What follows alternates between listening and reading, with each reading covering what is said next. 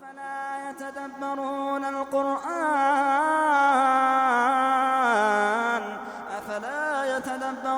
القرآن أم على قلوب أقفالها.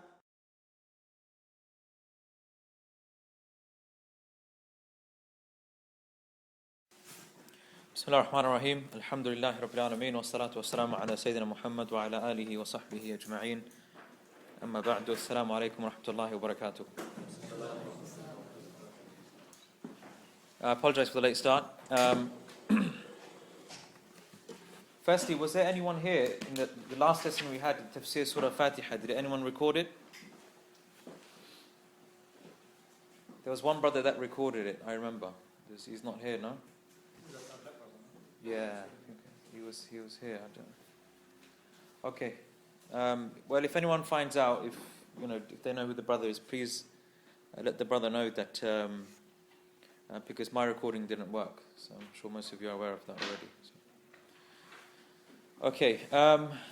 The last lesson, I just want to clarify something that I mentioned about the translation of غَيْرِ الْمَغْضُوبِ عَلَيْهِمْ وَلَا الضَّالِّينَ.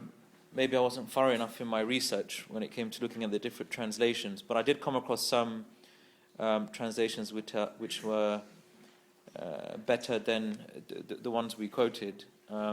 As you know, most of them, they mention غَيْرِ الْمَغْضُوبِ عَلَيْهِمْ, not those who have earned your anger.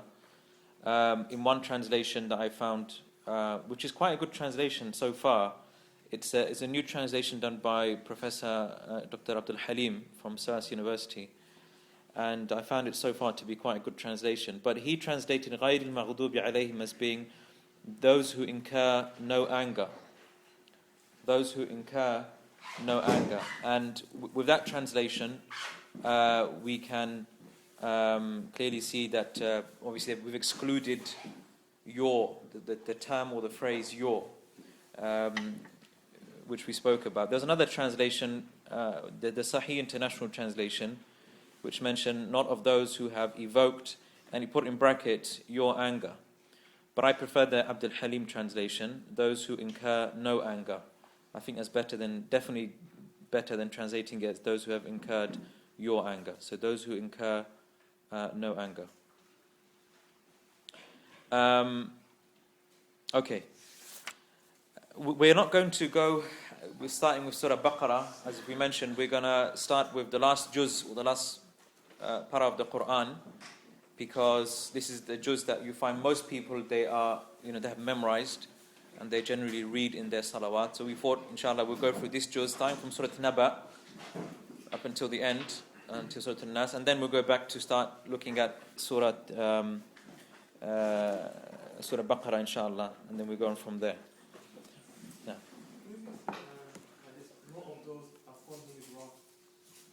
Not of those upon whom is wrath. Yeah, that's okay. Yeah. Did you find that in the translation, or was that? Okay, all right. Okay.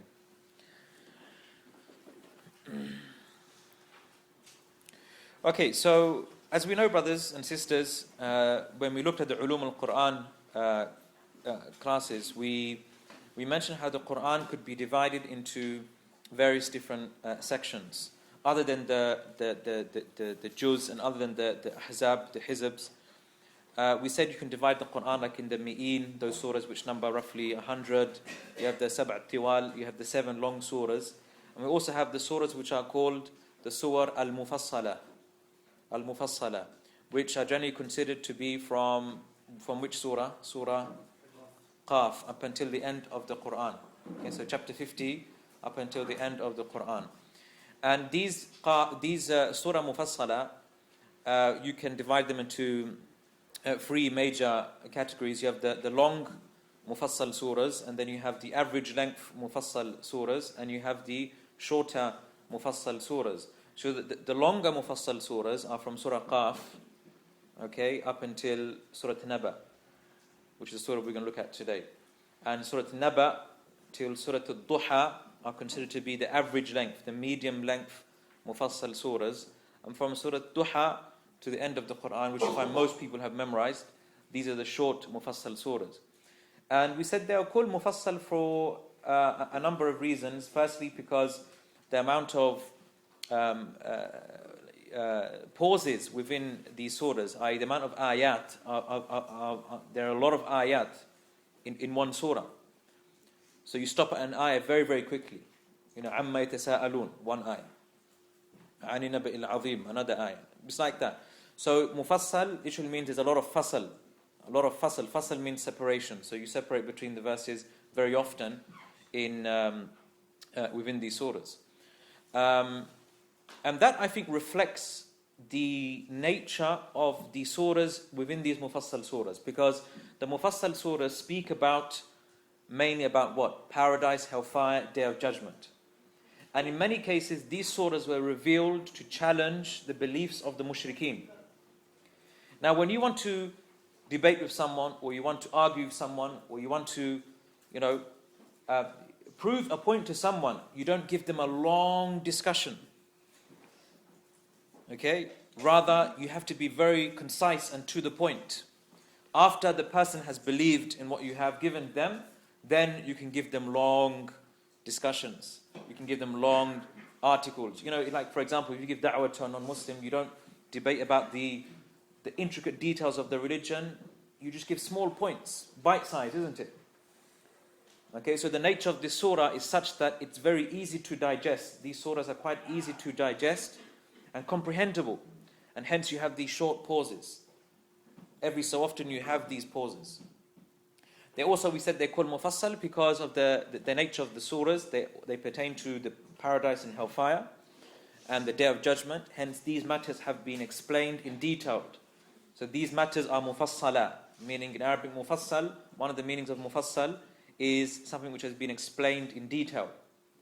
So paradise, Yawm al-Qiyamah, al-Ba'ath, al-Nushur, these concepts have been explained Mufassalan, in detail. So Surah An-Naba, Naba, which you can translate as the momentous announcement, or the major piece of news, or as one translation here, the tiding. It has a meaning of news, information.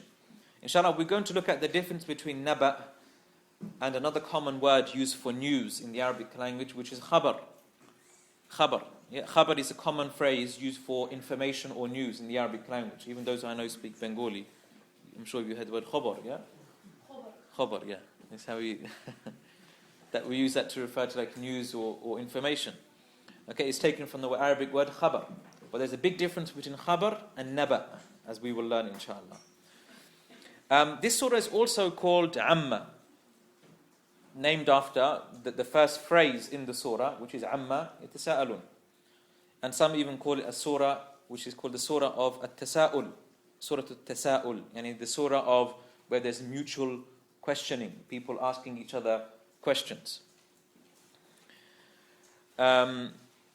This surah, by agreement of the scholars, is considered to be a Makki or Madani surah. Makki, yeah. By agreement of scholars, this surah was revealed in Mecca, and some evidence suggests that this was one of the first few verses that were revealed in Mecca. One of the first few, not the very beginning, but in the earlier period of revelation. There's a riwayah of Ibn Abbas which alludes to that point. Now let's just quickly maybe give a synopsis, just a brief overview of the surah and the three major themes of the surah. Okay, so that we can have a good overview. Now there's something very important. When you study Tafsir, it's very important that you don't get bogged down into the nitty-gritty details of the surah without being aware of the overview of the surah. Many people, when they read books of Tafsir, this is how they read. They just look at an ayah as an ayah with an exclusion to all the other verses. And this is something that we will try and eradicate from the way we read. This is the problem you find many people, not just when reading Tafsir, but generally when people study Islamic knowledge, we say they focus on the juz'iyat rather than focusing on the kulliyat. You find people, they concentrate and they focus on the particular points and they ignore the greater picture.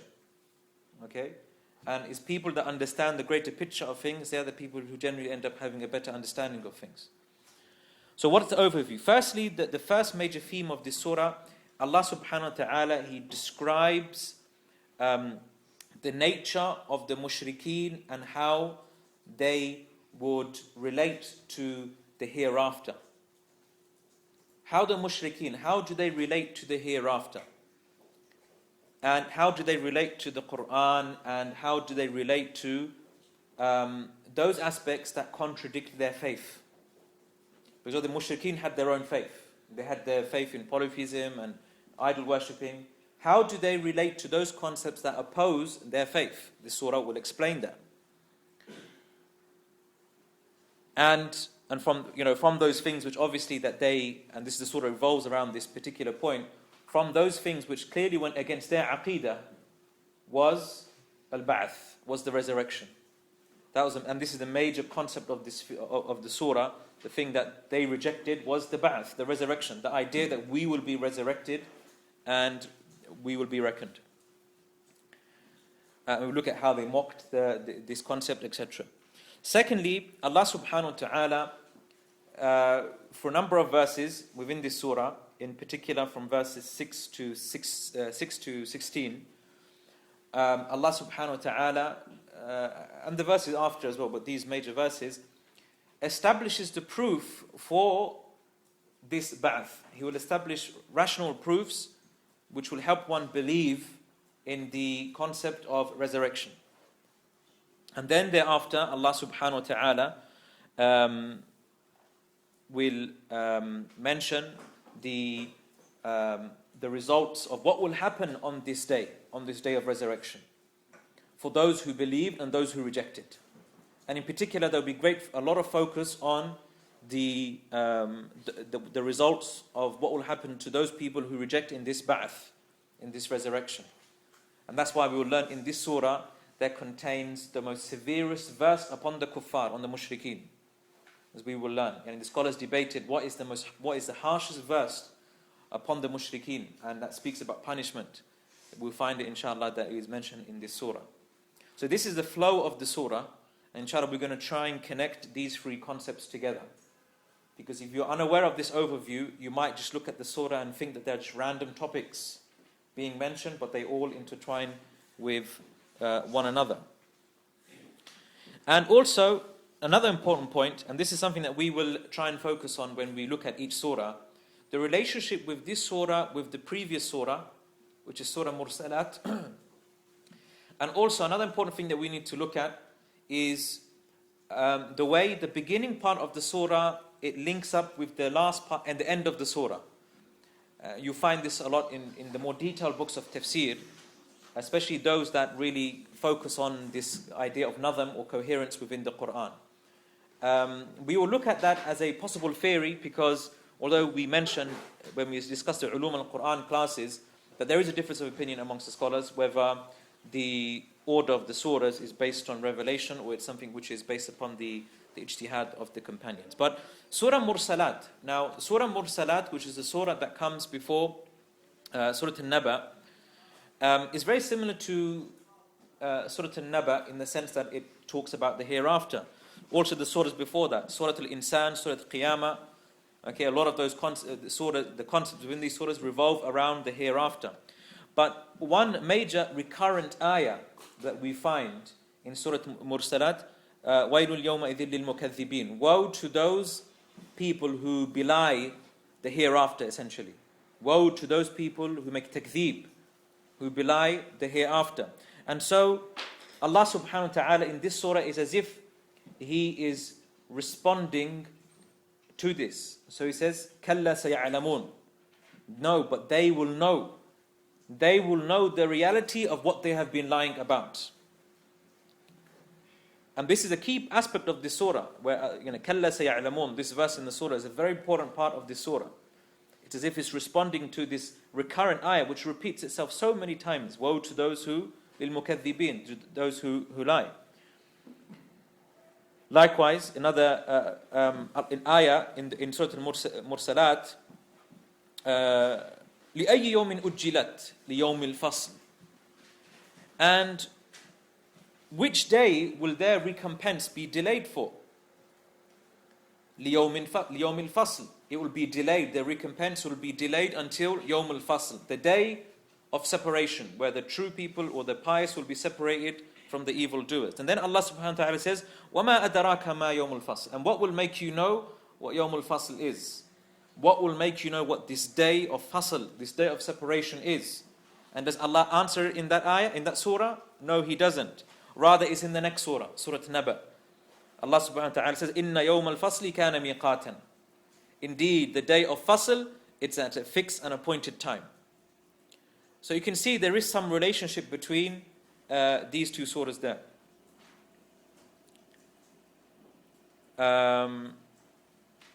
Okay, so it's as if this surah, Surah An-Naba, is explaining the previous surah. It's explaining in detail what was mentioned in generality. So it's going to explain in detail in this surah what was explained generally in Surah Al-Mursalat. So the surah begins by saying عَمَّا يَتَسَاءَلُونَ. عَمَّا يَتَسَاءَلُونَ. What are they asking, or about what are they asking one another? About what are they asking one another? Now this word amma, it comprises of two phrases essentially, an plus ma, so about what? Now here there is a question. Now whenever you study Quran, you need to know the different ways Allah uses questions in the Quran. Because even in the English language, when we ask questions, we use questions for different purposes. So sometimes you use questions for what purpose? Why would you ask a question? Just to know something. Okay, you ask this question. So what day is it today? Today's Wednesday. Okay, I didn't know that. Sometimes you ask a question for what? Rhetorical question. Okay, a rhetorical question, which you ask the question, but you're not expecting a response. You're just asking the person to maybe think and reflect. Okay? Sometimes you ask questions as a threat, isn't it? As a threat. So for example, you say to your child, don't do that. Do you really want to do that? Okay, so you threaten them, isn't it? That's a threat. Are you sure you really want to do that? Because you know what's going to happen to you. Okay, so sometimes it's tahdeed, it's a warning. So here Allah subhanahu wa ta'ala is asking a question. عَمَّا يَتَسَاءَلُونَ. What are they asking about? About what? What's this issue they're asking about? Does Allah know what they're speaking about? Of course He does. Allah is Allamul Ghuyub, and He's the knower of the unseen. So obviously this question, it's not a question of where Allah is unaware of the answer. We say this is a question of tafkhim. Well, this is one type of question. A question of tafkhim. Now tafkhim means to amplify something, to make it seem really great. It's like, for example, you say to someone, do you know what happened today? Okay, you're not just saying it simply as a, you know what happened, isn't it? When you say to someone, do you know what happened today? You know what happened. You're not asking as a question because you're the one that's going to give the answer, isn't it? You're not expecting an answer. You're going to give the answer. This is tafkhim. This is amplifying the matter. But it's also for what we say tabkeet. Tabkeet, which is to censor as well. To rebuke. So Allah is raising this matter. What are they asking one another about? Again, it's not rhetorical. It's rhetorical in a sense, but it's mainly used for that tafkhim, to amplify the matter. This is a huge matter that they're asking one another about. And it's also a rebuke, as if saying, why should you be asking one another about this when the matter is so clear? This matter is so clear, there should be no shak, there should be no doubt for it. So it's a type of rebuke. For example, if a student asks the teacher, okay, and he says, please can you repeat that? And the teacher will say to him, why should I repeat that? Why should I repeat it? And why is he saying that? Is it because he wants to know, please tell me why I should repeat? No, it's a censure, it's a rebuke. you should have been listening. Okay, so this is where there's tafkhim and there is this tabkeet. Or you can say another way, istifham inkari, any type of condemnation. Now also another style which is being used here within the Quran, it's like a question and answer format. Here Allah subhanahu wa ta'ala didn't say, they are asking one another about the day of resurrection, or they are asking one another about this great piece of information, this great news.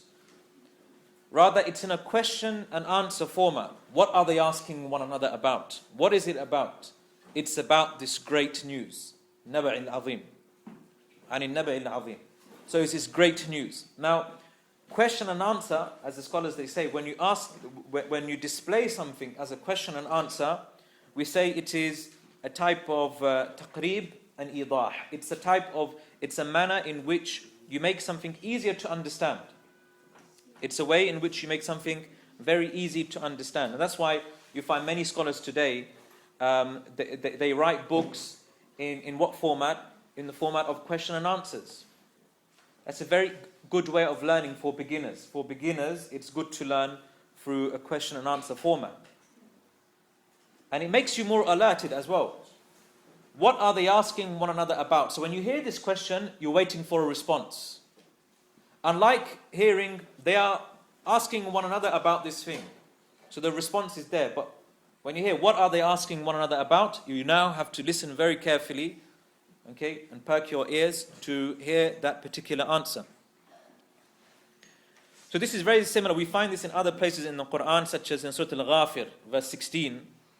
Allah subhanahu wa ta'ala says, لِمَنِ الْمُلْكُ الْيَوْمِ لِمَنِ الْمُلْكُ الْيَوْمِ To whom belongs the dominion this day? This day, on that day, who will the dominion and the kingdom belong to? Allah subhanahu wa ta'ala says, لِلَّهِ الْوَاحِدِ الْقَهَّارِ To Allah al-Wahid, the one, al-Qahhar, the irresistible. So this is a style which is used within the Quran to attract our attention and to make us listen more attentively.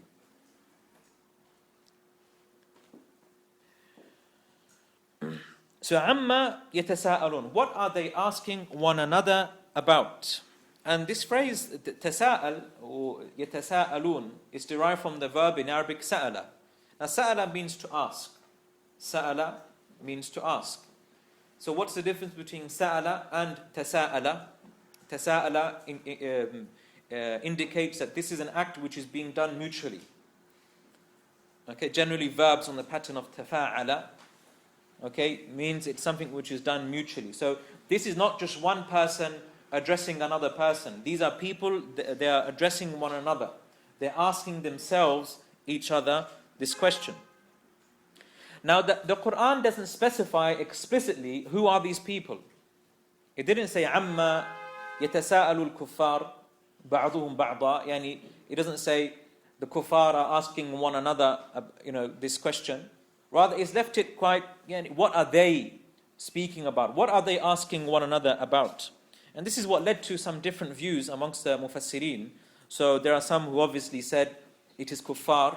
This is a verse referring to the kuffar and the mushrikeen generally. But then some scholars said, well, if it is the mushrikeen, but Allah subhanahu wa ta'ala says, الَّذِي هُمْ فِيهِ مُخْتَلِفُونَ الَّذِي هُمْ فِيهِ مُخْتَلِفُونَ This is something that they all differ about. This is something that they all differ about. But the kuffar generally have one belief, isn't it? Which is, you would think, to reject the hereafter. But in actuality, no. The kuffar have many different beliefs. There are those who believe in a resurrection, such as the Christians. They believe in the concept of resurrection, although it might be very different to us, and even Christian amongst themselves, they have a different understanding of the hereafter. The evangelical Christians have a very different way of understanding paradise, etc. The mushrikeen obviously deny it. So there are different types of kufr and there are different types of disbelief. That's why it mentions الَّذِي هُمْ فِيهِ مُخْتَلِفُونَ. But anyway, we're going to come back to the ayah later. Some said it's actually the Muslims and the Muslims and the mushrikeen, because the Muslims ask one another about the hereafter, isn't it? but they believe in it at the end of the day, whereas the mushrikeen don't believe in it. But really, if you look to the context of the other ayat, you will find that in reality, this the group of people that Allah is referring to, it's obviously the mushrikeen. Now, this usloob, or this style that Allah has used by using a question and answer format, this is something that evokes a sense of what we say tashweeq.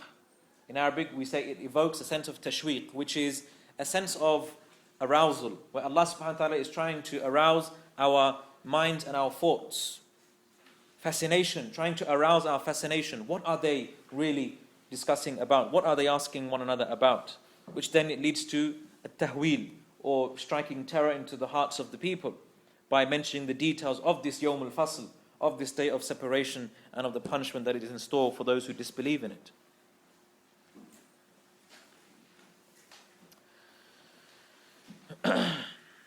Okay. Now, so here there are two questions being asked in this. There are two questions that are taking place within this ayah. The first is a question that comes from Allah. It's the question that comes from Allah subhanahu wa ta'ala, which is amma yatasa'alun. What are they asking one another about? And we spoke about what type of question this is. Okay, this is what we said, something which leads to a question of tafkhim or tabkeet or zajar. But there's another questioning which is taking place amongst the mushrikeen, isn't it? The mushrikeen, they're asking themselves about this matter, this great affair. Now again, we can ask the same question. Why are they asking one another about this particular matter? Why are they asking one another about this particular matter? Is it because they doubt it? Is it because they really want to know the reality of the matter? These are possible answers. But the most common way that the Mufassirin have explained this, that this questioning was a result of istihza, of mocking. Of mocking. So for example, you will hear, for example, you heard someone say something and you mock them, you laugh at them, and you go to someone and goes, have you heard what this person said? So you want to make fun of them.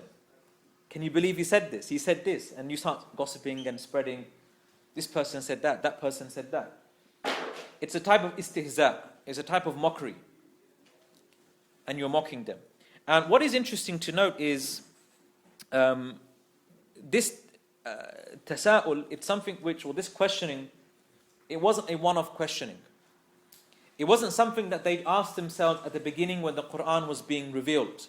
Rather, it was a questioning that took place throughout the Meccan period. Now, what does this mean? The fact that they would keep asking one another and they would joke about it and mock this matter of the hereafter, it indicates that they have some doubt in their hearts regarding it. Because if something is so clear in your mind, if something is so obviously wrong, you wouldn't even bother thinking about it again. But the fact that they kept on asking one another all the time, even though they are mocking it and making fun of it, it really indicates that there's something in their heart about that particular issue. They're attaching some importance to it. They're attaching some importance to it. And generally speaking, this is something very important. I believe this is an important principle you can use in your life. Whenever you adopt a particular thought or principle in life, and then later on you disagree with it, and you want to rid yourself of that thought, you will find that there is an element of doubt that will always remain with you. So for example, imagine you was on a particular manhaj, you were on a particular way of thinking, okay? And then a time came in your life where you thought, you know what, I'm not going to go on this path. I'm going to leave it. But inside, deep down inside in your mind, you think to yourself, but actually, I'm not 100% sure. And this makes you really emotional about that particular topic. I remember a time in my life where I was associated with a particular group, Hizb al-Tahrir, and the period came in my time where I decided to leave this group. I decided to leave this group. But that was it was a pivotal time, because I literally I came to the deen through these people, through this group. So obviously for me to leave them was like adopting a new religion. And I always say this, like when I left Hizb ut-Tahrir, I felt I became Muslim. I'm not saying they're kuffar, wal-'iyadhu billah, I'm not saying that. Okay, but for me personally, I felt I became a Muslim again. So to make that step, it's very important. And that time I was very emotional. If I spoke to someone in Hizb ut-Tahrir, you'll find that I would get really emotional, I'll probably shout, and I'll get huffed and puffed. But I would always speak about it. Why would I always speak about it? And then later on it came to my mind that really maybe it was because I doubted it. Maybe there was an element of Hizb ut-Tahrir that I believed in. So I kept on thinking about it all the time. But openly I would laugh at them and joke about them and think, oh, these people are like that. But deep down inside there was something there. As a few years passed by, and as I matured a bit more in my religion and attained some knowledge, then their beliefs became so insignificant to me, it wasn't even worth thinking about. These mushrikeen, I believe they were going through a similar phase. Because they knew deep down inside, this was something which was true. And Allah subhanahu wa ta'ala says this. وَجَهَدُوا بِهَا. They rejected it, but their nafs, their istayqanatha, yani inside they believed in it with certainty. Inside they believed in it with certainty. So this is the nature of their tasa'ul. This is the nature of their questioning. It was mocking, but is a result of shak.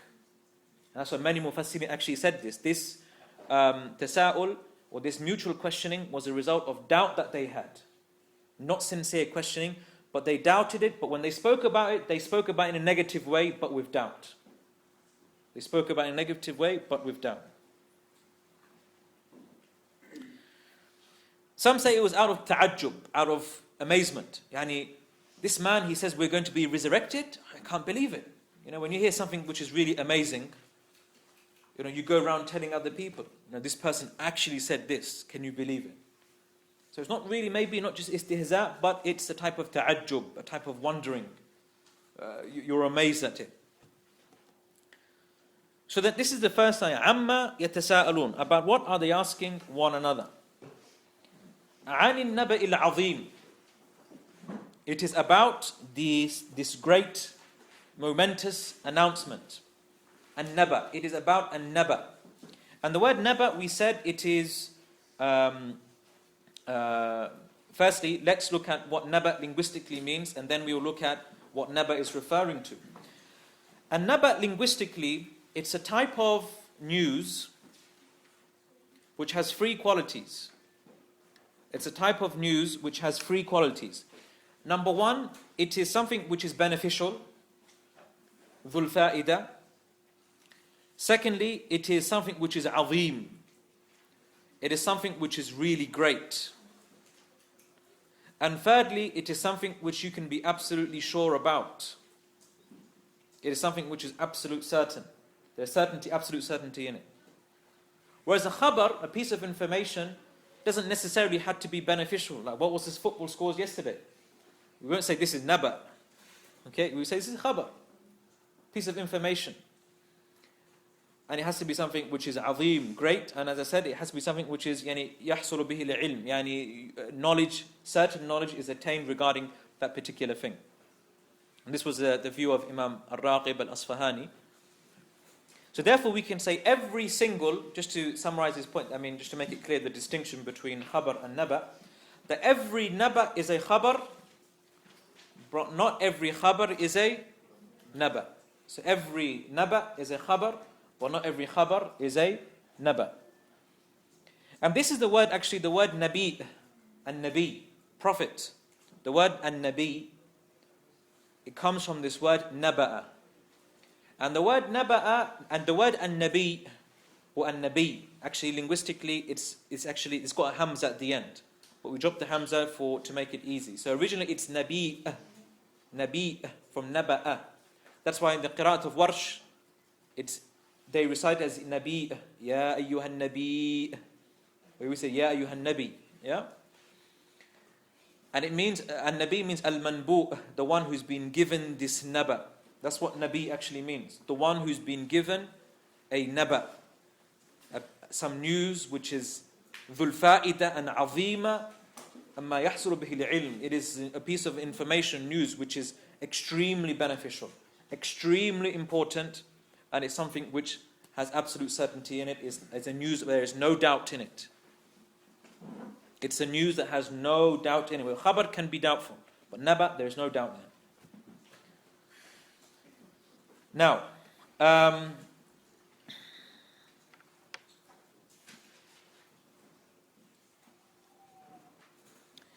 some scholars, they went into some great detail about the connection between the first verse and the second verse.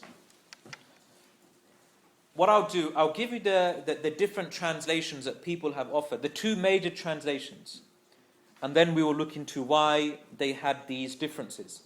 So, most of the translations that I've come across, I've checked about about 6 major translations, and they all were very similar. They said, about what are they asking one another, and the response is what? It is about the AnNaba al-Azim. It is about this great piece of information, this great news. That's the most common interpretation. So you have a question followed by an answer. There is another approach, which some scholars mentioned in their detailed books of Tafsir, which I didn't find in any of the translations apart from one.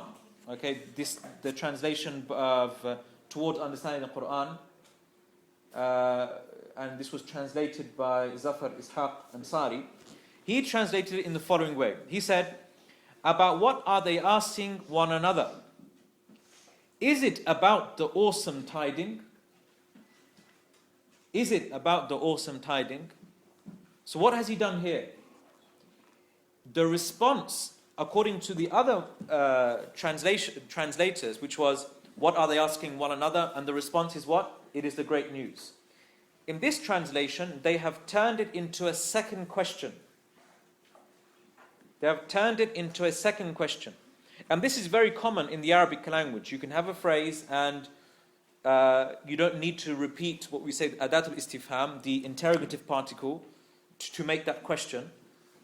Okay? And so this is how some Mufassirin explained it. So it's as if they were saying that the ayah is saying in Arabic, عَمَّا يَتَسَاءَلُونَ عَنِ النَّبَإِ الْعَظِيمِ. Is it about AnNaba al-Azim? So this was one interpretation. A third interpretation was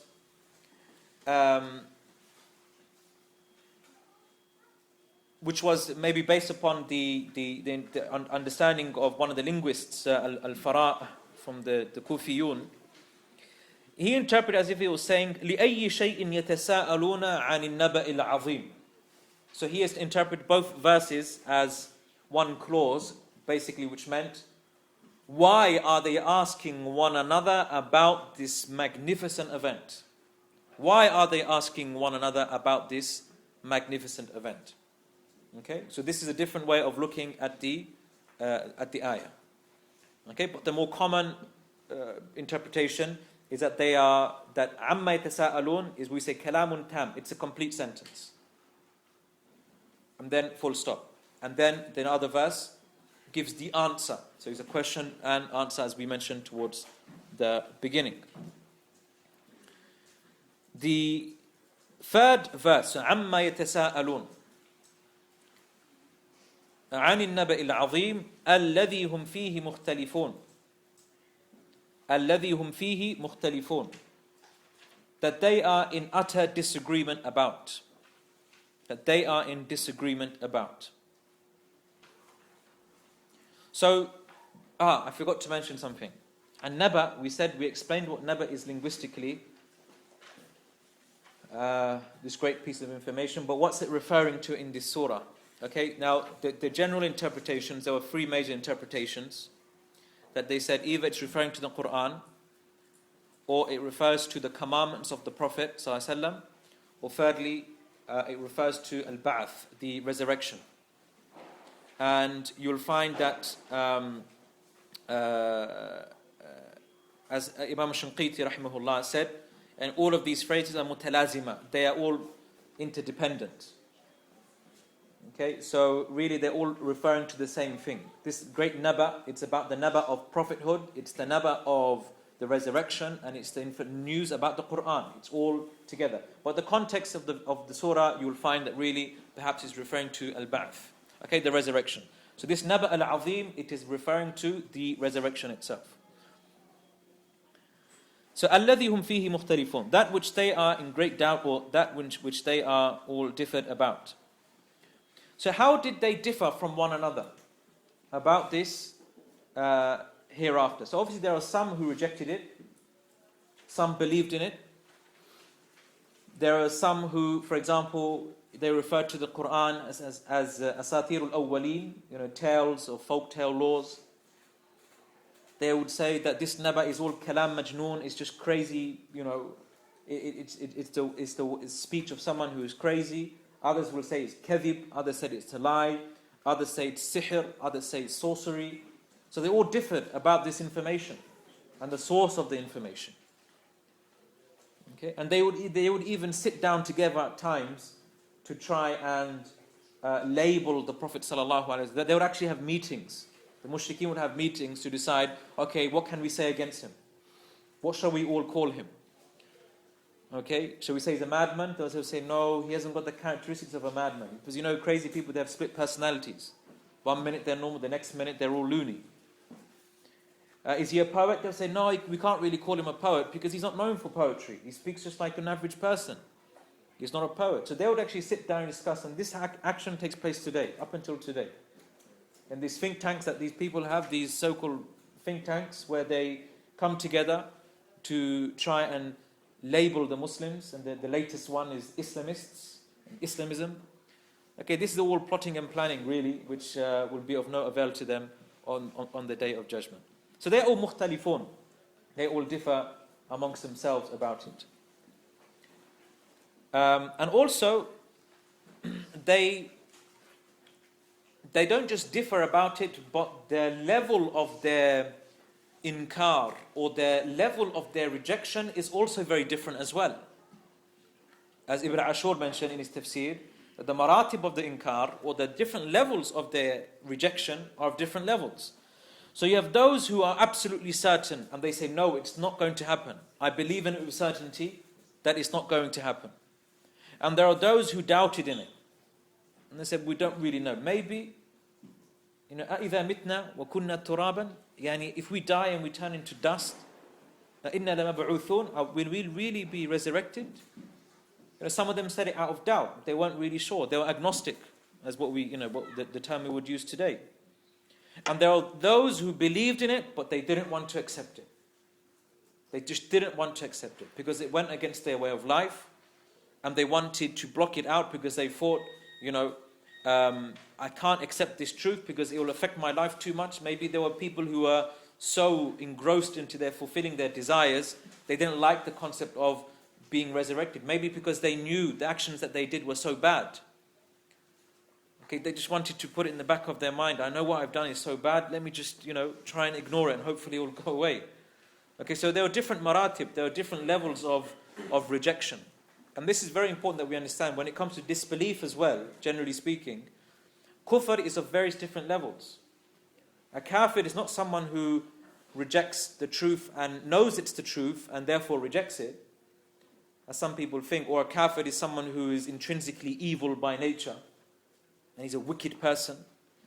No, a kafir could be even someone who doubts the truth. A kafir could be someone who sincerely believes that he is, following the right way of life.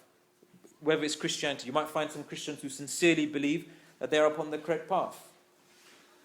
We will say this is kufr, without a shadow of a doubt. Okay, so, many people are afraid to use this word kafir. They think it's derogatory and referring to evil people. But Allah doesn't use it like that. Obviously it's derogatory in the sense that it is referring to, inhabitants of the hellfire. But Allah doesn't refer to people who are like intrinsically evil by nature. For example, Allah said, لَقَدْ كَفَرَ الَّذِينَ قَالُوا إِنَّ اللَّهَ ثَالِثُ الثَّلَاثَةِ, that those who say Allah is one of three, لَقَدْ كَفَرَ, they have disbelieved. لَقَدْ كَفَرَ الَّذِينَ قَالُوا إِنَّ اللَّهَ مَسِيحُ ابْنُ مَرْيَمَ, that Allah, those who claim that the Masih is the son of Allah, those who claim that Masih, the son of Maryam, is Allah, they have disbelieved. So Allah clearly mentions this type of kufr. So there are different levels of kufr we must be aware of. Now, الَّذِي هُمْ فِيهِ مُخْتَلِفُونَ, that which they are in doubt.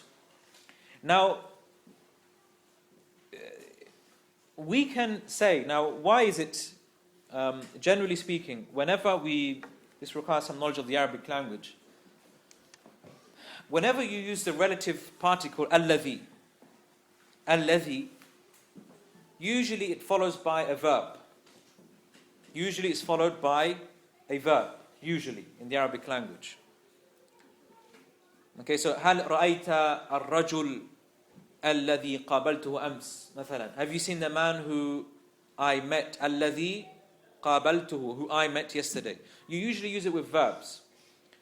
Okay, you use الذي followed by a verb, usually. But in this verse it says الذي هم فيه مختلفون. Are there any verbs in this sentence? There are no verbs.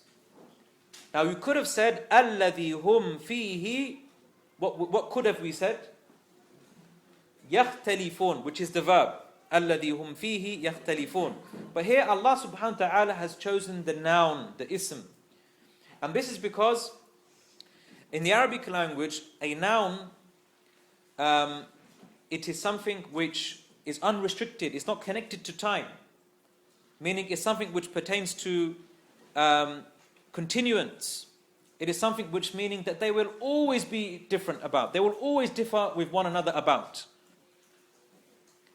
Whereas a verb is something which pertains to a particular time. You know, he went, that's in the past. He is going, that's happening now. He will go, that's happening in the future. Okay, so for example, let's use a better example. If I said he studied, that means he studied when? In the past.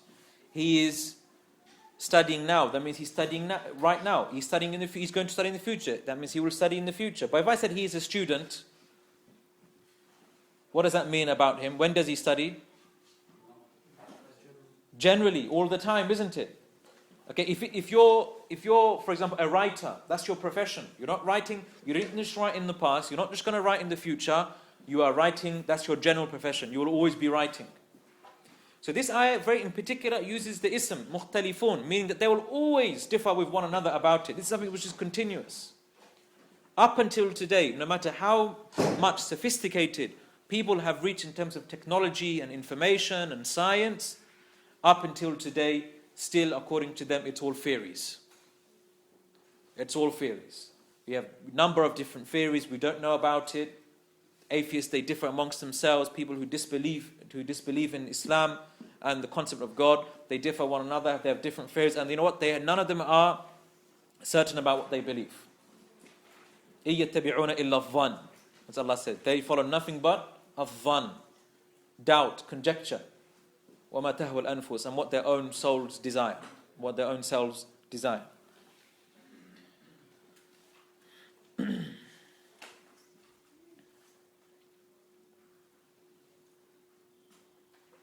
Okay. Then Allah subhanahu wa ta'ala moves on and He says, so, عَمَّا يَتَسَاءَلُونَ, what are they asking one another about? عَنِ النَّبَإِ الْعَظِيمِ. So we can interpret this being that it is the great and momentous announcement which they are asking one another, or we can say, is it this great and momentous announcement that they are differing with one another? الَّذِي هُمْ فِيهِ مُخْتَلِفُونَ, that which they all differ amongst themselves. Allah then says, كَلَّا سَيَعْلَمُونَ, كَلَّا سَيَعْلَمُونَ, which, then this word, كَلَّا, it's a very, very strong word. That's why if you look at the translation, we have different, like for example, say verily, or no, indeed, or the more archaic language, nay. Nay. So we say this is a type of tahdeed, it's a warning, it's a threat. Wa'idun akid, a severe threat to them. And this word kalla, it's used as what we say in Arabic as a rad'a. A rad'a, kalimatu rad'in. Rad'a means it's a type of deterrent. So when you hear this word kalla, you should suddenly get up and be cautious that something dangerous or something severe is going to be mentioned. And it's also to use, why? إبطال لشيء يسبقه. It is used in order to refute and to negate what was mentioned before. So kalla, it's used to refute and to negate something which was mentioned before. So what is it refuting? When we say kalla here, what's it refuting? Their differences, and in particular, their invalid beliefs, the different invalid beliefs that they hold regarding the Quran, the hereafter, and the ba'ath, and the resurrection itself. So kalla, no, these beliefs are all wrong. They are all wrong. Kalla saya'lamun. No, indeed, saya'lamun. They will all know.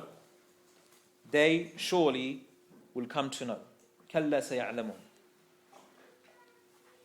And then the next verse, thumma kalla saya'lamun. And again, indeed, they will surely come to know. So what's the difference between this and the previous verse? This word, one word, thumma. It's one word, thumma.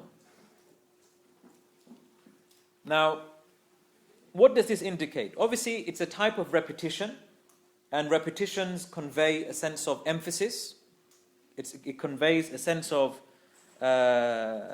emphasis. And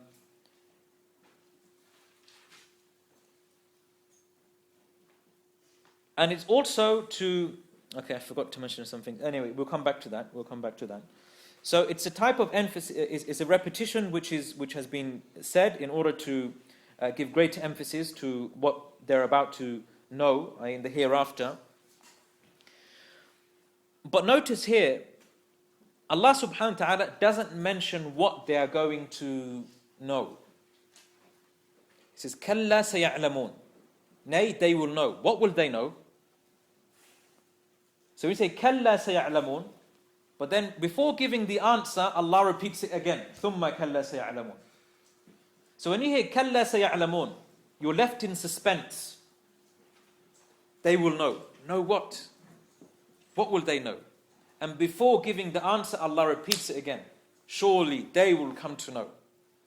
So this is creating a type of suspense, and is creating this type of sensational feelings within the one who hears these verses.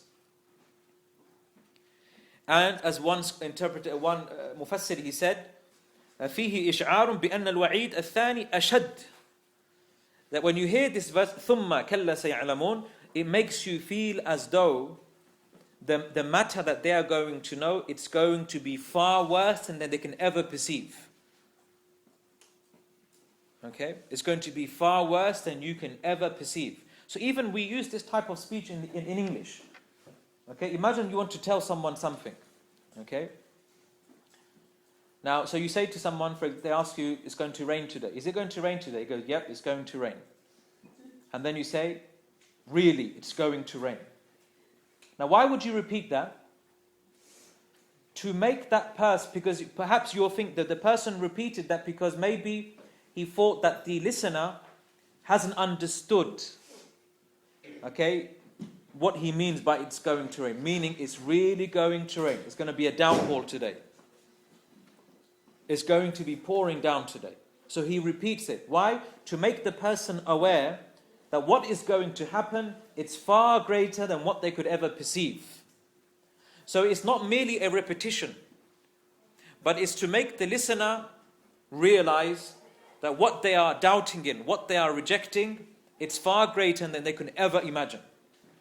And that's why we call it Naba Azim. An Naba il Azim. It is an Azim. It is truly great, something which they can never truly comprehend.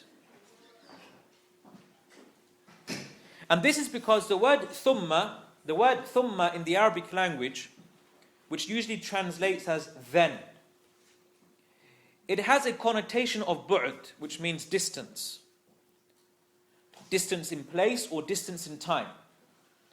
So for example, if I said in the Arabic language, if I said in Arabic, جاء حامد فعلي.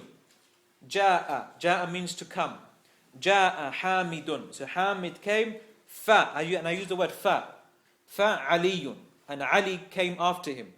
what was the time difference between Ali and Hamid coming? If I use the word fa, it was a short, isn't it? That's why we say fa indicates tartib bila muhla.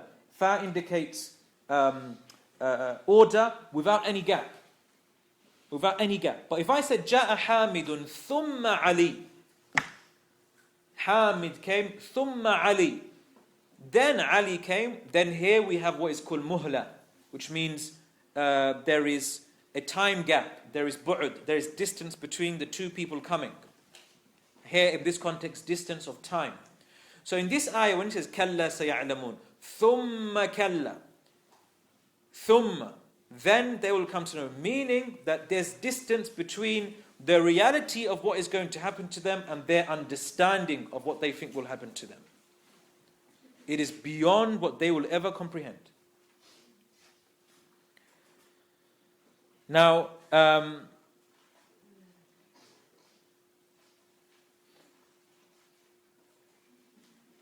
did I mention kalla saya'lamun?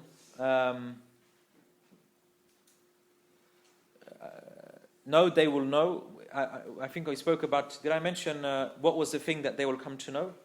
Okay, so what is that thing that they will come to know? Kalla saya'lamun. Because the word alima, the word alima, the verb alima, to know, we say it's a transitive verb. It's a verb which needs an object. It needs something. So they will come to know, but they will come to know what? What is the thing that they will come to know about? It's not explicitly mentioned in the verse. And you'll find that sometimes in the Quran, this happens actually quite a lot, where the direct object is left out on purpose. Why? In order for it to include as many objects as possible. So that means they will come to know. What will they come to know? The haqiqah. They will come to know the truth, the haqq. They will come to know the reality of the matter. They will come to know wuqu' al-ba'th. They will come to know about the resurrection. They will come to know the iqab, the punishment that they will face. So by leaving out the object, it makes it very expansive and very comprehensive.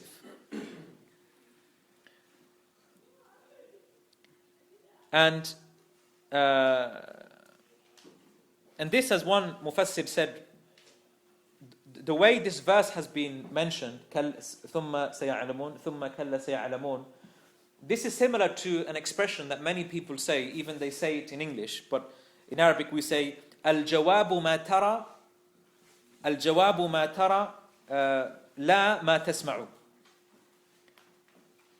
الجواب ما ترى. The answer, if you want to know the answer, this answer, you will see the answer. You're not going to hear it, but you will see it. There's a similar expression like this in English. What is it? There's a similar expression in English, like a proverb in English. What is it? Subhanallah.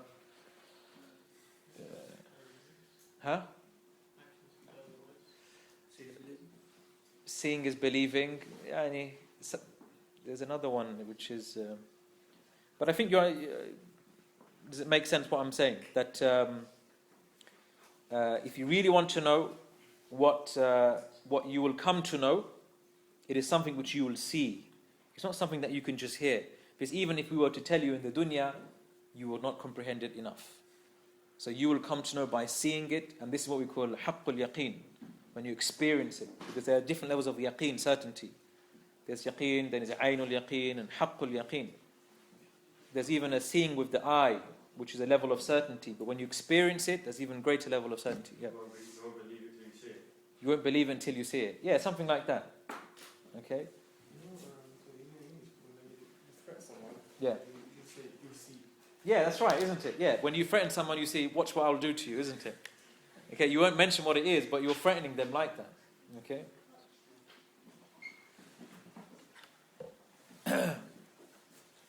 Okay, and then the surah moves on. This is another section of the surah, okay, which we'll try and go through partially, inshallah. The discussion has now moved on. Of the surah is now moved on. Now Allah subhanahu wa ta'ala is going to remind the mushrikeen all of the various proofs that prove Allah's ability to resurrect them.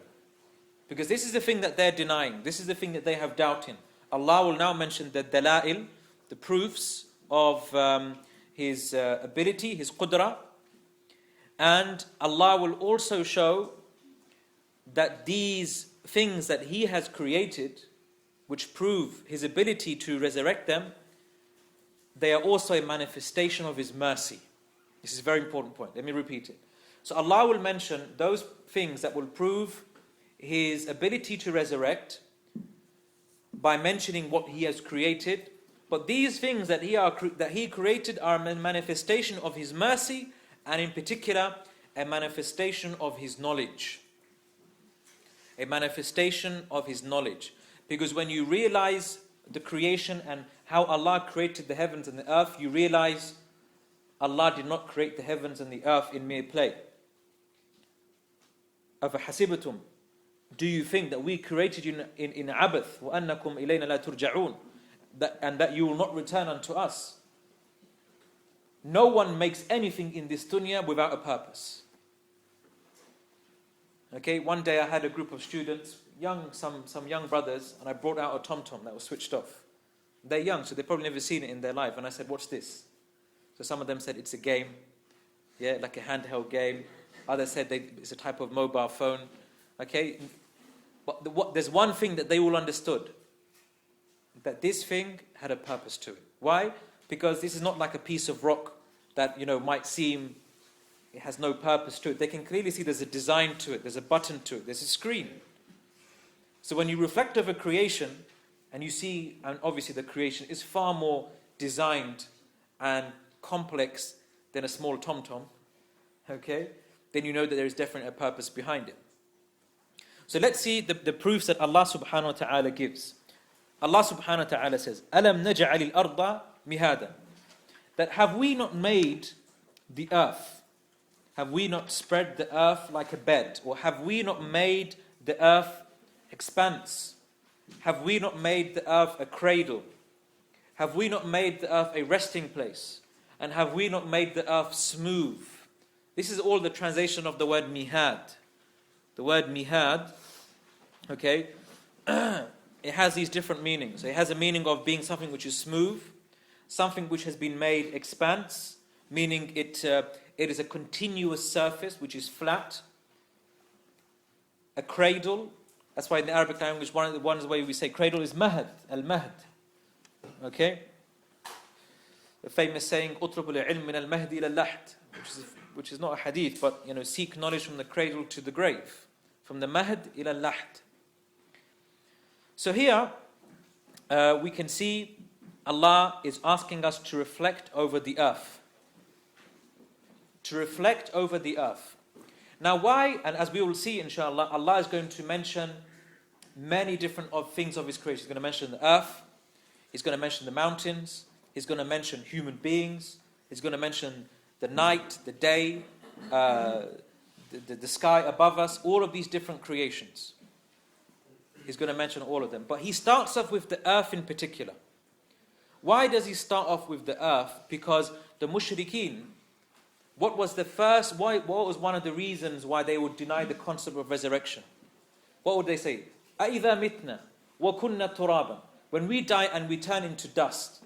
And where do we turn into dust? What part of Allah's creation do we turn into dust? The earth. So Allah starts with the earth because that is the initial point, or the area in which there is a lot of doubt. Okay? So Allah starts with the earth on purpose. Here. I shouldn't say on purpose, but Allah starts with the earth. There. So have we not made the earth expansive? Now what is the significance of mentioning that the earth has been made expansive, meaning it's been made flattened as a resting place? This is to show that Allah subhanahu wa ta'ala has created the earth in such a way that human beings can inhabit the land, can inhabit the surface. Now imagine if all of the earth was, the terrain of the earth was like a mountain. How would people live? How would people travel? How would people grow their crops? It would be too difficult. So the fact that Allah subhanahu wa ta'ala made the earth flat for us, which allows us to travel, which allows us to look into the distance, which allows us to lie down. How could you lie down on a surface which was all, uneven? Okay? If you have a spring in your bed, you feel uncomfortable, isn't it? The spring goes in your mattress, you find it uncomfortable. We want flat beds. Okay? So Allah subhanahu wa ta'ala is saying, look, we made the earth for you flat. And if you look at other terrains, other planets, maybe you look at, for example, Mars, a lot of it's uninhabitable because of the fact that the terrain is so rough, other than the issue pertaining to the atmosphere, etc. And also, He's made it flat so you can walk upon. He's made it flat that you can walk upon. So here, as the scholars they said, Allah is mentioning His qudra to make the earth in this manner, but also He's mentioning it imtinanan, meaning He's mentioning here to show His mercy to His creation. To show the mercy to His creation. So essentially what we're saying is that Allah subhanahu wa ta'ala, He has made the earth a place where it's possible for human beings to live in. Now, a couple of points we need to mention the linguistic features of this ayah, and in particular this ayah to verse number 16. So from verse 6 to 16, you can group them as one set. Okay? Is that there are questions Allah is asking. So this is another type of question. Alam naj'al al-arda mihada? Now what type of questioning is this? Is this a question where Allah is amplifying a matter? Is this a question where Allah is censuring people? Is this a question where Allah doesn't know the answer to? Or is this a rhetorical question? What would you say? It's rhetorical, isn't it? It's a rhetorical question which is meant to make a person think and reflect. And this is what we call istifham taqriri. It is istifham which is taqriri, yani a rhetorical question to confirm a particular point.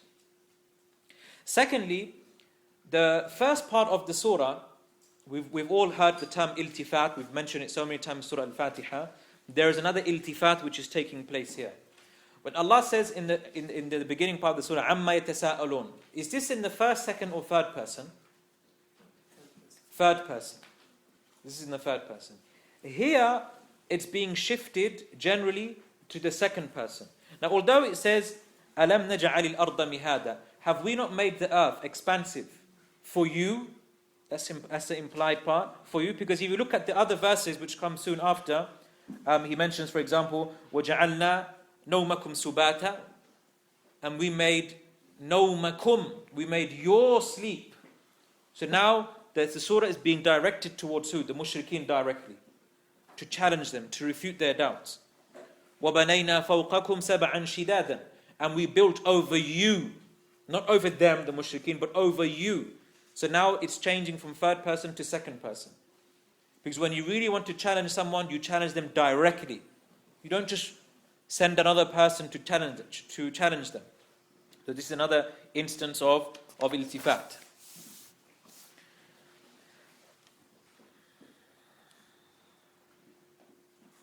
Okay, so we can see why Allah subhanahu wa ta'ala has mentioned the earth in particular. Now here, this is something which is really fascinating.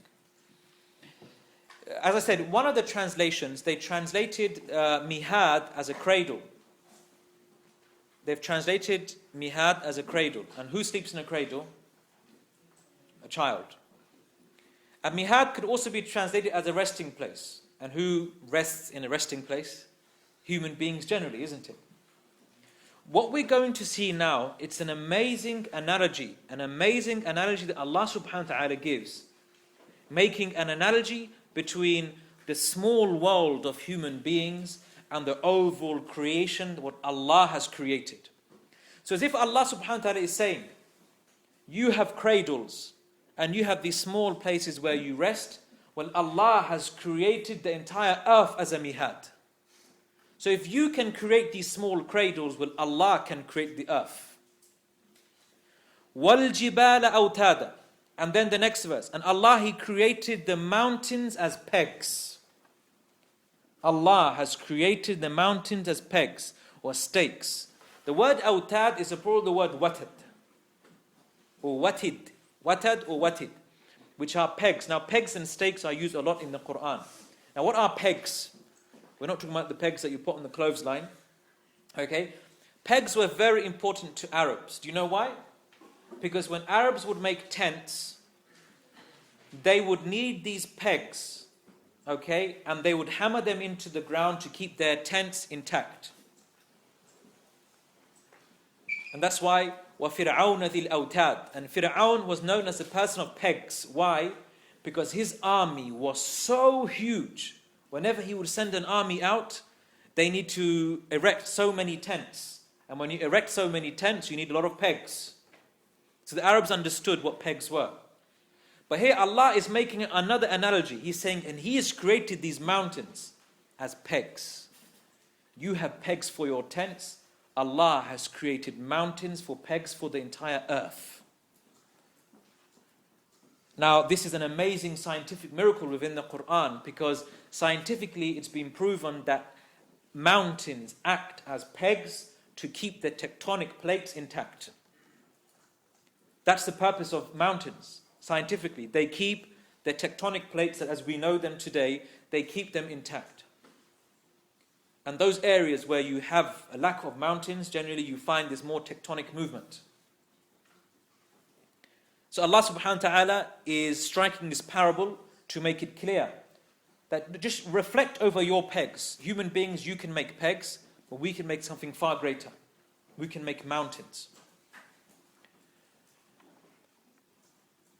So it's as if it's a challenge to them, to make them think and reflect that you can make these pegs when we can make these mountains. And what is interesting about, remember we mentioned that Allah, He will mention these signs which reflect His qudra, but these signs are also a manifestation of what?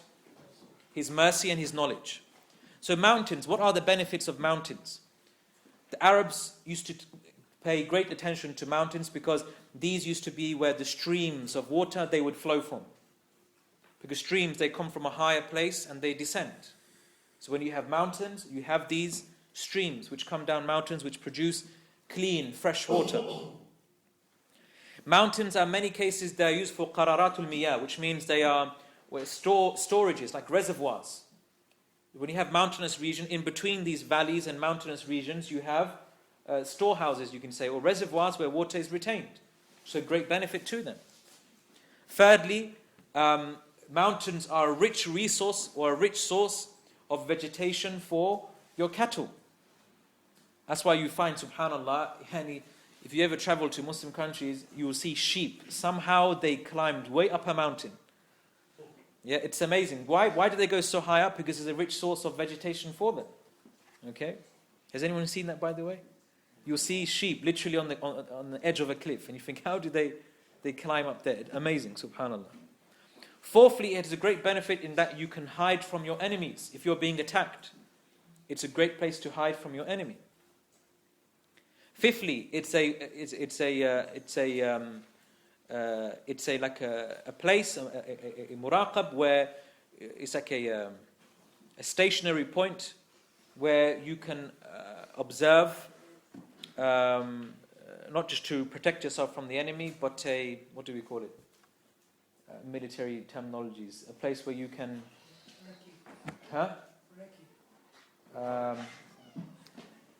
No, it's usually when people, when an army, they encamp at a place, they usually go to higher ground. Like an observation tower, yeah, something like that, yeah? And also, another benefit, imagine if the entire earth was flat, and you need to travel to a certain destination. You can easily get lost, isn't it? But when you have a certain high point, like a mountainous region, you know what direction to head in. So there's a benefit of safar there. There's a benefit of traveling. So Allah has created, look at these great minan and gifts that Allah has given unto us. And then Allah subhanahu wa ta'ala says, وَخَلَقْنَاكُمْ أَزْوَاجًا. So Allah, after Allah mentioned the earth, then He mentioned that He created, He made the earth and He made the mountains. And then we created وَخَلَقْنَاكُمْ أَزْوَاجًا, and we created you as pairs. And we created you as pairs. Now what's the significance of mentioning the creation of human being in pairs? So for every human being, there is someone who he can be paired up with. And what's the benefit of having a partner? What's the most important benefit of having a partner? What does it lead to? Children. What we say in Arabic, at-tanasul. It leads to a continuation of a lineage.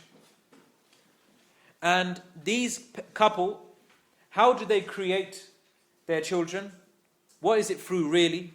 A drop of sperm and an egg. A drop of sperm and egg.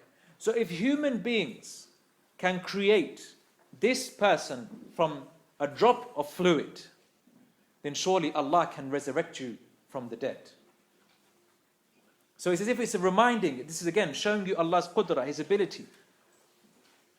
Had Allah created man just as one individual with no partner, creation would cease to exist. This is one of the dangers of homosexuality. Imagine if everyone was homosexual, I said everyone would die. This race would be finished. This race would be finished. And that's why we consider the act of homosexuality to go against fitrah. It goes against the nature of man. As they say, Allah created Adam and Eve, not Adam and Steve. So, Allah, He created us in pairs. And the reason for mentioning pairs, as we said, is to make man reflect over the act of reproduction, of procreation. That we can be created just through a drop of sperm and an egg, but Allah can resurrect you from absolutely nothing. And also, where's the aspect of Allah's mercy in having partners?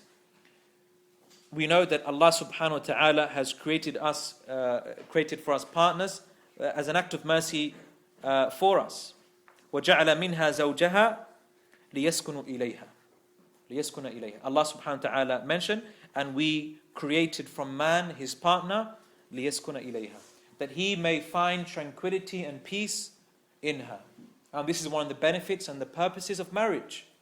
So one of them is at-tanasul, one of these is to continue with one's lineage, and one is of as-sakina, of tranquility and peace of mind, which can only be found in marriage.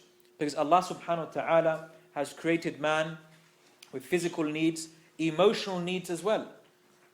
As the scholars, they mentioned that, obviously with human beings, they were created with certain urges, sexual urges, but that's not just the only purpose of marriage.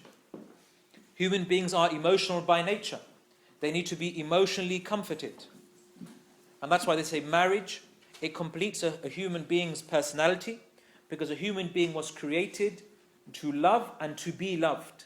A human being was created to love and to be loved, to show emotions and to receive those emotions. And that could only be achieved through a sound marriage. And that's why it's one of the ayat of Allah subhanahu wa ta'ala. It's one of the signs of Allah subhanahu wa ta'ala.